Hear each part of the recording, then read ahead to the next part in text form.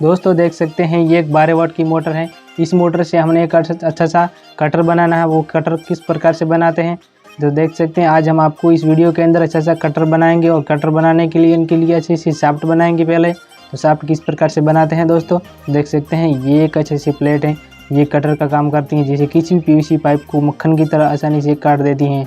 इसके लिए हमें अच्छा सा एक शाफ्ट चाहिए, क्योंकि जो हमारा मोटर है, मोटर का शाफ्ट बहुत ही छोटा है, इसलिए हमें अच्छा सा एक शाफ्ट बनाना पड़ेगा।